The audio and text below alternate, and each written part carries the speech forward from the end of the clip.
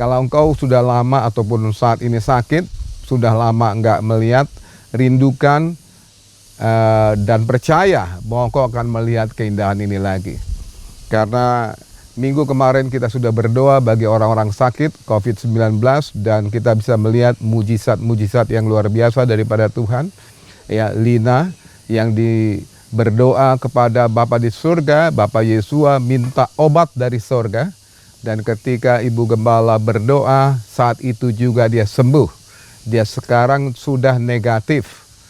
Nah, oleh karena itu kita bisa melihat bahwa tidak ada yang mustahil bagi Tuhan. Bahkan sakit COVID-19 pun mujizat terjadi, Bapak Ibu. Enggak nunggu lama, saat itu juga dia sembuh. Nah, oleh karena itu kita percaya bahwa Tuhan kita Tuhan yang dahsyat, Tuhan kita adalah Tuhan yang luar biasa. Jadi kalau kau sakit, dengar saat ini adalah janji Tuhan, keindahan ini adalah janji Tuhan kepada hidupanmu. Dia berjanji memberikan kehidupan, bukan kematian. Oleh karena itu, kau patahkan saat ini bahwa tidak ada roh kematian, yang ada adalah roh kehidupan. Amin Bapak Ibu, sehingga kau semua ada di dalam sukacita. Oleh karena itu, karena kita tahu bahwa Tuhan memberikan suatu roh kehidupan kepada kita, maka kita akan bersyukur dan melihat dalam firman Tuhan Mazmur pasal 34. Dalam perlindungan Tuhan. Aku hendak memuji Tuhan pada segala waktu. Puji-pujian kepadanya tetap di dalam mulutku. Karena Tuhan jiwaku bermegah. Biarlah orang-orang yang rendah hati mendengarnya dan bersukacita. Muliakanlah Tuhan bersama-sama dengan aku. Marilah kita bersama-sama memasyurkan namanya. Aku telah mencari Tuhan, lalu Ia menjawab aku. Ia melepaskan aku dari segala kegentaranku. Tunjukkanlah pandanganmu kepadanya, maka mukamu akan berseri-seri dan tidak akan malu tersipu-sipu. Orang yang tertindas ini berseru dan Tuhan mendengar. Ia menyelamatkan dia dari segala kesesakannya. Malaikat Tuhan berkemah di sekeliling orang yang takut akan dia, lalu meluputkan mereka. Kecaplah dan lihatlah betapa baiknya Tuhan itu. Berbahagialah orang yang berlindung padanya. Takutlah akan Tuhan, hai orang-orang yang kudus, sebab tidak berkekurangan orang yang takut akan Dia. Bapak Ibu, ini adalah janji Tuhan dan pengalaman daripada Raja Daud ketika ia ditangkap oleh Abimelek. Bapak Ibu, siapa itu Abimelek? Abimelek adalah Raja Filistin. Kita sudah tahu bahwa Daud adalah seorang pahlawan. Dan salah satu cerita yang paling luar biasa adalah ketika Daud mengalahkan pahlawan daripada orang-orang Filistin yang tingginya 3 meter lebih, yaitu Goliat. Waktu itu Daud masih muda, mungkin masih 15, 16 atau 17 tahun, dan melalui dari ali-alinya dia mengalahkan Goliat. Nah, oleh karena itu kita bisa melihat bahwa Daud adalah seorang pahlawan. Setelah itu dia menjadi seorang pahlawan yang luar biasa. Sehingga ketika mereka berperang melawan orang-orang Filistin, Daud mengalahkan berpuluh-puluh ribu musuh. Sehingga ada nyanyian daripada perempuan-perempuan anak darah ataupun tarian Israel yang mengatakan Saul mengalahkan ribuan musuh, tapi Daud mengalahkan puluhan ribu. Karena saat itu yang jadi raja adalah Saul dan Daud adalah seorang pahlawan. Dan akhirnya Saul marah dan membenci dengan iri hati. Dia ingin membunuh Daud dan Daud lari dari bangsanya, dari negaranya untuk menghindari daripada Saul, raja yang menjadi mertuanya tapi membenci dia. Dan akhirnya Bapak Ibu, Daud ada di dalam tangan musuh. Kalau selama itu dia mengandalkan bahwa dia memang seorang pahlawan, dia bersama-sama dengan prajurit-prajuritnya untuk berperang, dia tidak takut. Tapi saat itu dia keadaannya adalah keadaan sendiri. Bayangkan Bapak Ibu, walaupun dia seorang Daud, seorang yang sanggup membunuh Goliat yang tingginya 3 meter, ketika dia ada dalam keadaan sendiri dan dia ditangkap oleh satu bangsa, yaitu bangsa Filistin, bayangkan Bapak Ibu, bagaimana ketakutan dia. Sebenarnya dia kondisinya adalah suatu kondisi yang benar-benar down. Karena dia tidak sanggup untuk melawan. Gak mungkin dia melawan ribuan orang. Gak mungkin dia melawan satu bangsa sendirian. Oleh karena itu dia berpura-pura tidak waras. Dan akhirnya Abimelek mengusir dia. Dan dia bersyukur bahwa dia melihat bahwa hal itu bukan hanya karena kepintaran dia berpura-pura gila. Tapi lebih daripada pimpinan Tuhan yang memberikan hikmat kepadanya. Dan membuat dia mengerti bahwa Tuhan menjaga dia. Walaupun situasinya tidak memungkinkan Bapak Ibu. Walaupun situasinya saat itu dia tahu bahwa dia tidak bisa mengandalkan dirinya sendiri. Karena memang tidak ada yang bisa membantunya. Tapi dia bersyukur bahwa Tuhan yang dia sembah sanggup untuk memelihara dia. Sanggup untuk menyelamatkannya sehingga dia bisa sampai kepada tujuan Tuhan. Dia bisa mendapatkan semua janji Tuhan, yaitu dia menjadi Raja Israel. Karena Samuel sudah mengurapi dia menjadi seorang raja, walaupun dia belum menjadi raja. Ada janji Tuhan kepada Raja Daud yang sudah diurapi. Tapi itu belum terjadi, tapi Daud selalu percaya bahwa janjinya itu akan terjadi dalam kehidupannya. Sehingga Bapak Ibu di tengah situasi apapun juga dia tetap berharap kepada Tuhan. Oleh karena itu saya juga pada saat ini mengatakan kepada orang-orang yang sakit. Ketika saya sakit saya juga mengalami seperti yang Lina katakan bahwa tidak ada obatnya. COVID-19 tidak ada obatnya. Sehingga apa yang terjadi hanyalah berpasrah ria Bapak Ibu. Tapi kita tidak berpasrah karena Tuhan kita adalah Tuhan yang mengasihi kita. Tuhan kita adalah Tuhan yang mempunyai rencana kepada kita. Tuhan kita adalah Tuhan yang sanggup untuk menolong kita. Sekali lagi, minggu kemarin saya katakan, kau yang sakit, bahwa COVID-19 tidak dapat membawa kematian kekal. Dia bisa membunuh, tapi dia tidak bisa membunuh daripada roh kita. Oleh karena itu takutlah kepada Tuhan yang bisa membunuh ataupun membawa kita. Kalau kita mati, kita bisa masuk neraka. Itu adalah sesuatu yang paling menakutkan Bapak Ibu. Karena kematian tidak lagi menjadi jalan keluar. Tapi kematian justru membawa kita kepada apa? Kepada kematian selama-lamanya. Problem yang lebih besar. Oleh karena itu bagaimana caranya? Caranya hanya satu jalan. Kau bisa katakan, saya percaya kepada Tuhan semesta alam, pencipta alam semesta. Saya bersyukur bahwa kau semua percaya. Siapa itu namanya? Kita bisa memanggil namanya siapa itu. Saya katakan, ya itu terserahlah. Anda mau memanggil siapa? Orang Inggris bilang God. Orang yang lain bilang, tapi imannya adalah itu adalah Tuhan pencipta alam semesta. Walaupun sebenarnya namanya di dalam Alkitab adalah Yesua. Diterjemahkan ke dalam bahasa Inggris, bahasa Greek menjadi Jesus. Nah, Bapak Ibu, tapi bukan hanya percaya kepada pencipta segala sesuatu. Karena setan pun percaya, Bapak Ibu. Tapi yang lebih utama adalah kau percaya dan menerima pengampunan daripada dosamu.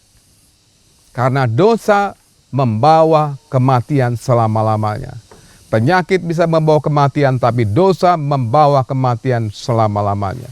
Oleh karena itu bagaimana kau bisa pertama-tama keluar daripada kematian yang kekal? Hanya ada satu jalan, adalah menerima pengampunan. Siapa yang mengampuni? Yesua, Yesus Tuhan. Dialah yang mengampuni dosa-dosamu, sehingga kau tidak lagi berdosa. Kenapa bisa? Kan Tuhan bisa sanggup untuk mengampuni. Memang Tuhan sanggup. Tapi Tuhan adil. Dia juga mau keadilan. Dia perlu meningkat atau memberikan keadilan kepada kita. Sehingga seharusnya dosa itu membawa kita kepada kematian. Dia bisa mengampuni kita. Tapi dosa kita akan menuduh kita. Akan membawa kita kepada kematian. Tapi syukur kepada Yesua, Yesus pencipta kita, penebus kita. Dia menebus dan mengampuni dosa-dosa kita. Dia membayar dosa kita sehingga kita tidak lagi menjadi orang berdosa, tapi menjadi orang-orang yang diselamatkan. Oleh karena itu Bapak Ibu, satu permasalahan sudah selesai. Kalau kau saat ini sakit, maka saya mau katakan satu permasalahan yang paling menakutkan sudah selesai. Yaitu apa? Yaitu bahwa engkau sudah diselamatkan. Kalaupun kematian datang, kau sudah mendapatkan kehidupan kekal selama-lamanya. Amin Bapak Ibu, dimanapun kau berada. Kau yang sakit, terima Dia sebagai Tuhanmu, maka kematian kekal sudah beres. Yang kedua adalah tadi, bahwa Tuhan mempunyai rencana. Kalau Dia menebus hidup kita, maka Dia juga punya rencana terhadap kehidupan kita. Saya percaya Bapak Ibu bahwa Yesus mati bukan hanya sekedar untuk suatu konsep daripada agama. Saya percaya ini bukan suatu akal-akalan daripada pencetus agama ribuan tahun yang lalu. Kok Pak Hendrik bilang akal-akalan? Bisa Bapak Ibu, kalau sekarang kita bisa ngomong akal-akalan, orang dulu juga bisa bikin akal-akalan. Hanya untuk apa? Raja-raja dahulu berperang sehingga dia bisa ciptakan agama untuk akal-akalannya supaya mereka bisa setia kepadanya. Karena dulu mereka mengatakan bahwa raja itu sendiri adalah Tuhan. Tapi Bapak Ibu, Alkitab berbicara melalui bukti. Sekali lagi saya katakan bahwa ini bukan akal-akalan. Yang kedua adalah bukti. Bahwa buktinya apa? Buktinya adalah mujizat. Buktinya adalah Dia sanggup untuk menyembuhkan. Yang kedua adalah selain Dia menyelamatkan daripada kematian selama-lamanya, Dia juga mempunyai bukti Dia menyembuhkan penyakitmu. Bukti yang kedua adalah bukti. Saya percaya minggu kemarin kita sudah melihat bukti bahwa orang-orang yang kena sakit COVID kita doakan sembuh. Bahkan terjadi mujizat. Orang yang sakit saat itu juga sembuh. Ada bukti bahwa Tuhan kita adalah Tuhan yang menjawab doa. Begitu juga dalam perlindungan Tuhan, seperti kesaksian Raja Daud yang mengatakan, aku hendak memuji Tuhan pada segala waktu. Karena apa? Karena dia sudah melihat bukti bahwa Tuhan menyelamatkan dia. Puji-pujian kepadanya tetap dalam mulutku. Karena Tuhan jiwaku bermegah, biarlah orang-orang yang rendah hati mendengarnya dan bersuka cita. Bagaimana kita mendapatkan bukti daripada mujizat Tuhan? Pertama adalah tadi bertobat. Yang kedua adalah Tuhan di sini mengatakan bahwa ketika kau percaya, rendahkan hatimu, minta kepada Dia. Mujizat akan terjadi ketika Tuhan mengatakan mintalah, maka Dia akan menjawab. Aku hendak memuji Tuhan pada segala waktu. Puji-pujian kepadanya tetap dalam mulutku. Karena Tuhan jiwaku bermegah, biarlah orang rendah hati mendengarnya dan bersuka cita. Muliakanlah Tuhan bersama-sama dengan aku. Marilah kita bersama-sama memasyurkan namanya. Aku telah mencari Tuhan, lalu Ia menjawab aku dan melepaskan aku dari segala kegentaranku. Bukti yang ketiga adalah Dia mengambil segala kegentaran ketakutanmu. Yang kedua adalah buktinya bahwa Dia sanggup untuk memulihkanmu. Dia sanggup membuat mujizat. Yang ketiga adalah Dia memberikan damai sejahtera. Dia mengangkat ketakutanmu. Bukti yang ketiga adalah Dia mengangkat tadi ketakutanmu. Dia memberikan damai sejahtera. Berkali-kali saya bersaksi, ketika saya sakit ada ketakutan yang luar biasa. Tapi ketika Dia datang, ada damai sejahtera yang luar biasa. Dan saat itu Tuhan katakan, aku sudah menyembuhkanmu. Dan keempat, Bapak Ibu, saya mau sampaikan kepada kita, malaikat Tuhan berkemah di sekeliling orang yang takut akan Dia. Dia mengirimkan malaikat-malaikatnya kepada kita. Di the throne, selain ada penyembahan. Yang kedua adalah di the throne, percaya malaikat Tuhan dikirimkan kepada kita, dan kita bukan hanya percaya, tapi kita menerima ataupun melihat buktinya. Malaikat Tuhan berkemah di sekeliling orang-orang yang takut akan Tuhan.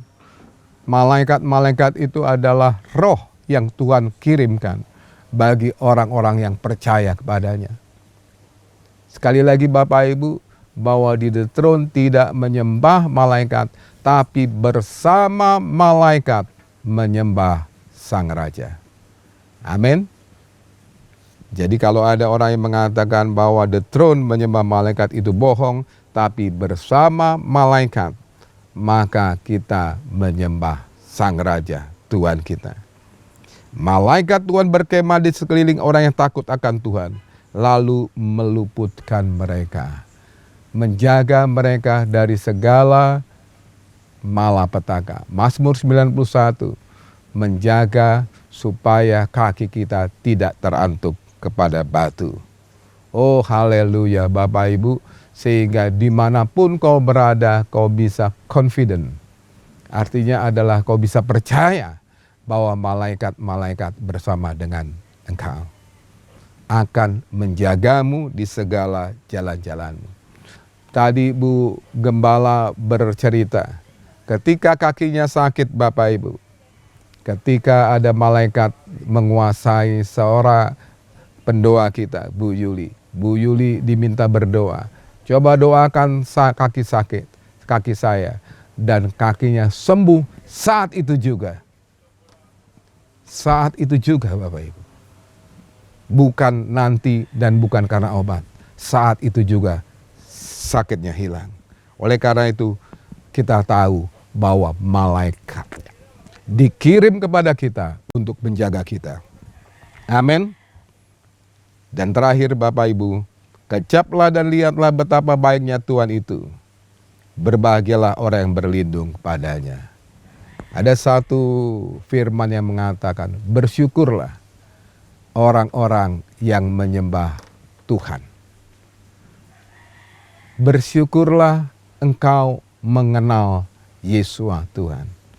Bersyukurlah engkau mengenal Dia pencipta kita. Karena apa Bapak Ibu? Karena banyak orang di tengah situasi yang sulit ini tidak lagi punya pegangan.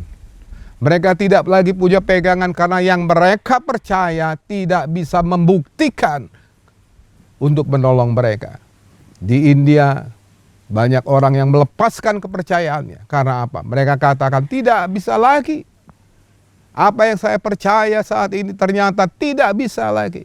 Karena kalau di India, saya pernah ke India Bapak Ibu. Di situ ada banyak patung-patung dan banyak sekali sesuatu yang disembah. Dan banyak yang membuktikan bahwa apa yang mereka sembah tidak lagi bisa membuktikan.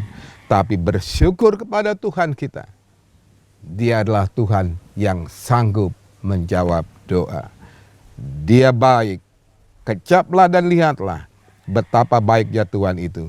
Berbahagialah orang yang berlindung kepadanya.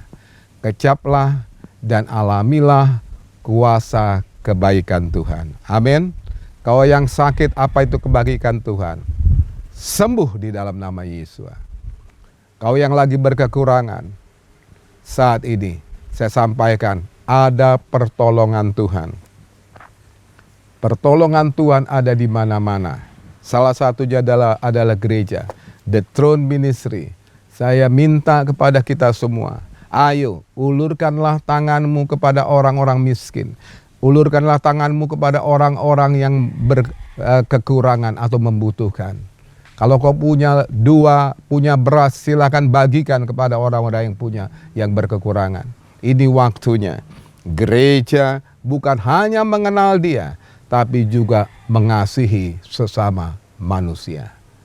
Amin Bapak Ibu. Kita bersyukur Tuhan kita adalah Tuhan yang baik. Tapi Alkitab juga berbicara, kalau Dia baik, engkau juga harus baik. Dia memberikan matahari kepada semua orang, yang mengenal Dia dan yang tidak mengenal Dia. Bahkan orang jahat sekalipun Dia berikan matahari. Oleh karena itu Bapak Ibu, seperti Tuhan kita yang baik, kita juga harus baik. Kita berikan pertolongan kepada orang-orang yang lain.